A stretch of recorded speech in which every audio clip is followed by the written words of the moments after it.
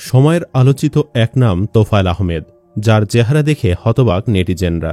তবে কেবল তোফায়েলই নয়, আওয়ামী লীগের আরও অনেক নেতাকর্মীদেরই এমন পরিণতি হয়ে আছে। তাদের মধ্যে অন্যতম একজন সাবেক খাদ্যমন্ত্রী কামরুল ইসলাম। সম্প্রতি ঢাকার আদালতের হাজতখানার বাথরুমে পড়ে গিয়ে মাথা কেটে গেছে হাসিনার এই দোসরের। একই দিন আদালতে তোলার সময় তার শারীরিক অবস্থা দেখে অবাক হয়েছেন অনেকেই। পুরোপুরি তোফায়েলের মতো না হলেও অনেকটাই একই রকম অবস্থা কামরুলের। আরও বিস্তারিত থাকছে মূল ভিডিওতে।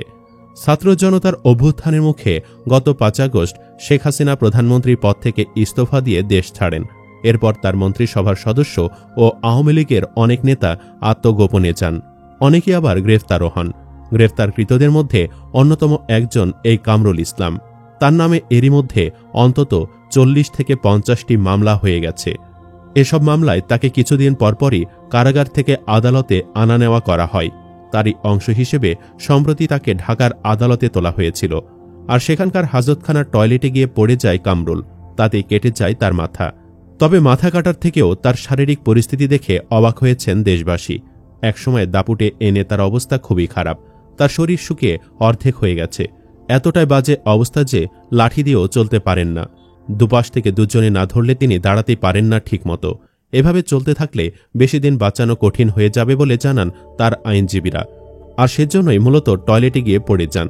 তার মাথার পেছনের অংশে কিছুটা কেটে গেছে বলে সংশ্লিষ্ট পুলিশ কর্মকর্তারা জানিয়েছেন। ঘটনা সম্পর্কে জানতে চাইলে ঢাকা মহানগর পুলিশের প্রসিকিউশন বিভাগের উপকমিশনার তারেক জুবায়ের বলেন, অসাবধানতাবশত কামরুল ইসলাম বাথরুমে পড়ে গিয়ে মাথার পেছনে সামান্য আঘাত পেয়েছেন। আদালতের অনুমতি নিয়ে তাকে প্রাথমিক চিকিৎসা দেওয়া হয়। ঘটনার পর কামরুল ইসলামের মাথার পেছনের অংশে ব্যান্ডেজ করা হয়েছে বলে হাজতখানার কর্মকর্তারা জানান। তারা বলেন, একটি অ্যাম্বুলেন্স ডেকে তাতে কামরুল ইসলামকে দ্রুত আবার কেরানীগঞ্জে ঢাকা কেন্দ্র কারাগারে পাঠিয়ে দেওয়া হয়। পরে কেরানীগঞ্জে কেন্দ্রীয় কারাগারের চিকিৎসকেরা তাকে প্রাথমিক চিকিৎসা দিয়েছেন বলে সেখানকার জ্যেষ্ঠ কারা তত্ত্বাবধায়ক সুরাইয়া আক্তার জানিয়েছেন। তিনি বলেন, বয়সের কারণে কামরুল ইসলামের শারীরিক জটিলতা আছে, ডায়াবেটিসও রয়েছে। তিনি ঢাকার আদালতের হাজতখানার বাথরুমে পড়ে গিয়ে মাথার পেছনে সামান্য আঘাত পেয়েছেন, কিন্তু তার মাথা ফাটেনি। কারাগারের চিকিৎসকেরা তার শরীর পরীক্ষা নিরীক্ষা করেছেন, তিনি এখন সুস্থ আছেন। সুপ্রিম কোর্টের আইনজীবী ও সাবেক খাদ্যমন্ত্রী কামরুল ইসলামের বিরুদ্ধে করা দুর্নীতির একটি মামলার শুনানির জন্য দিন ছিল এদিন। এজন্য তাকে প্রিজন ভ্যানে করে সকাল ৯টার দিকে কেরানীগঞ্জের কেন্দ্রীয় কারাগার থেকে ঢাকার মহানগর দায়রা জজ আদালতের হাজতখানায় আনা হয়। এ সময় হাজতখানায় দায়িত্ব পালনকারী পুলিশ কর্মকর্তারা বলেছেন, কামরুল ইসলামকে যখন আনা হয় সে সময় হাজতখানার ওই কক্ষে বেশ কয়েকজন সাধারণ কয়েদি ছিলেন। বসার জন্য তাকে একটি কাঠের চেয়ার দেওয়া হয়, তিনি সেখানে বসেন। পরে অন্য কয়েদিদের একে একে হাজতখানার ওই কক্ষ থেকে আদালতের এজলাসে নিয়ে যাওয়া হয়। সব কয়েদিকে নিয়ে যাওয়ার পর ওই কক্ষে একা ছিলেন কামরুল ইসলাম, তিনি চেয়ারে বসা ছিলেন। সকাল 10:30টার পর কামরুল ইসলাম চেয়ারে বসে ঘুমাতে থাকেন। 10টা থেকে 20 মিনিট তিনি চেয়ারে বসে ঘুমান। এরপর বেলা 11টার দিকে তিনি ওই কক্ষের এক পাশে থাকা বাথরুমে যান। তখন সেখানে আর কেউ ছিলেন না। হঠাৎ করে তিনি সেখানে পড়ে যান, একটা চিৎকার দেন। সঙ্গে সঙ্গে হাজতখানার দায়িত্বে থাকা পুলিশ কর্মকর্তারা নিচে পড়ে থাকা কামরুল ইসলামকে টেনে তোলেন। তিনি নিজেই মাথার পেছনে হাত দেন। মাথার পেছন থেকে রক্ত ঝরছিল, তার পরনের শার্টে রক্ত লাগে। ঢাকার মহানগর দায়রা জজ আদালতের হাজতখানার দায়িত্বে থাকা ভারপ্রাপ্ত কর্মকর্তা শেখ কামাল বলেন, আমরা যখনই জানতে পেরেছি কামরুল ইসলাম বাথরুমে পড়ে গেছেন, সঙ্গে সঙ্গে আমরা গিয়ে তাকে টেনে তুলেছি। তার মাথা ফাটেনি, মাথার পেছনের কিছু অংশ কেটে গিয়েছিল, সেখান থেকেই ফোঁটা ফোঁটা রক্ত ঝরে।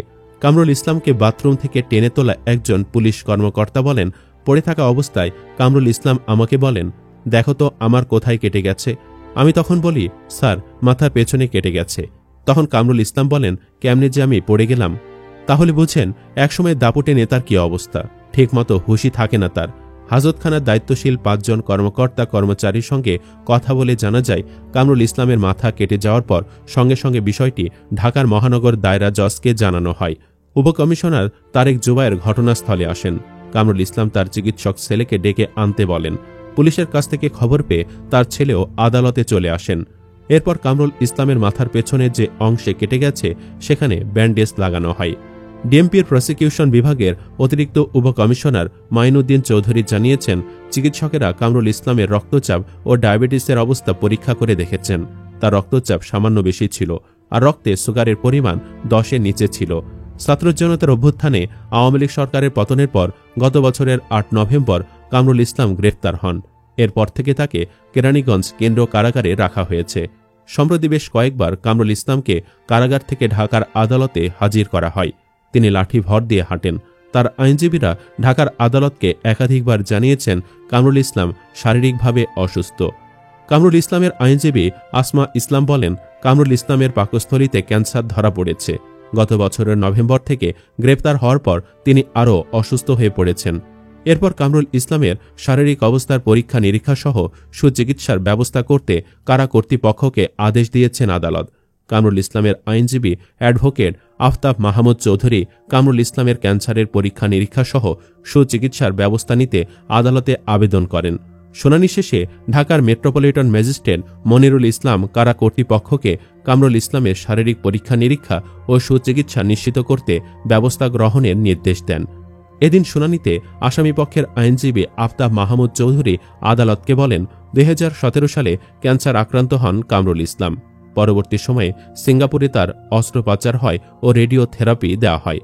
এরপর রেগুলার রুটিন চেকআপের জন্য সিঙ্গাপুরের মাউন্ট এলিজাবেথ হাসপাতালে চিকিৎসকের পরামর্শে চিকিৎসা গ্রহণ করতেন তিনি। এখন কারাগারে আটক থাকায় তার বেশ কিছু রোগের টেস্ট করা সম্ভব হচ্ছে না, ফলে অসুস্থ হয়ে নিয়মিত তার ওজন কমে যাচ্ছে। তিনি বলেন, কামরুল ইসলামের শারীরিক জটিলতার টেস্ট কেবল বাংলাদেশ মেডিকেল বিশ্ববিদ্যালয়ে করা সম্ভব। টেস্ট না করলে তাকে চিকিৎসা দেওয়া সম্ভব নয়। চিকিৎসা দেওয়া না গেলে তিনি কারাগারে মারা যেতে পারেন। পরে শুনানি শেষে কারা কর্তৃপক্ষকে সুচিকিৎসা নিশ্চিতে প্রয়োজনীয় ব্যবস্থা গ্রহণের নির্দেশ দেন আদালত। এদিন সকাল 10:12 কামরুল সহ অন্য আসামিদের আদালতে তোলা হয়। আদালতের কাঠগড়ায় ওঠানোর পর আইনজীবীদের সঙ্গে কথা বলতে থাকেন কামরুল। এ সময় কামরুল আইনজীবীদের জিজ্ঞেস করেন, নতুন মামলা না রিমান্ড? তখন আইনজীবীরা বলেন, নতুন মামলা স্যার, একের পর এক নতুন মামলা দিয়েই যাচ্ছে। এরপর আইনজীবীদের বিভিন্ন পরামর্শ দিতে থাকেন তিনি। কামরুল আইনজীবীকে বলেন, ওকালতনামায় সাইন করেছ? আইনজীবী উত্তরে বলেন, জি স্যার। তারপর জিজ্ঞেস করেন, এখানে কয়টা মামলা? আইনজীবী জানান, 40টার ওপরে স্যার। তারও আগে কামরুল, পলক, চৌধুরী, আবদুল্লাহ আল মামুন সহ 5 জনকে মাথায় হেলমেট, হাতে হাতকড়া আর বুকে বুলেট প্রুফ জ্যাকেট পরিয়ে সরাসরি আদালতে তোলা হয়। কিন্তু আদালতে সিঁড়ি দিয়ে তোলার সময় বাধে বিপত্তি। আদালতের লিফটে না তুলে ঢাকার মেট্রোপলিটন ম্যাজিস্ট্রেট আদালতের 4 তলায় তোলা হয় তাদের। এ সময় আসামিদের নিরাপত্তা দানকারী পুলিশ সদস্যদের ওপর চটে যান কামরুল ইসলাম। ক্ষোভ প্রকাশ করে তিনি বলেন, আদালতের লিফট কি নষ্ট? এত উপরে সিঁড়ি দিয়ে হাঁটানো হচ্ছে কেন? জানতে চেয়ে এক প্রকার চেঁচামেচি শুরু করেন তিনি। কামরুল ইসলাম রাগে চিৎকার করে পুলিশ সদস্যদের আরও বলেন, ইতরামির একটা সীমা আছে, ফাজলামি পাইছেন, 2 তালায় বলে 4 তালায় তুলছেন। এ সময় পাশ দিয়ে হেঁটে যাওয়া আইনজীবীরা বলতে থাকেন, আদালতে আপনারা লাগাইছেন তো নষ্ট লিফট। তবে কামরুলকে পুলিশ সদস্যরা সিঁড়ি দিয়ে ওপরে ওঠার সময় হাত ধরে সহায়তা করেন। সুপ্রিয় দর্শক, অথচ এই কামরুল রায় একদিন ডক্টর ইউনুসকে হাঁটিয়ে 22 তলা উঠাত, ইচ্ছে করে লিফট বন্ধ করে দিত। তারই ফল পাচ্ছেন কি তারা? ইয়েস অথবা নো লিখে কমেন্টে জানাতে পারেন রায়। ধন্যবাদ।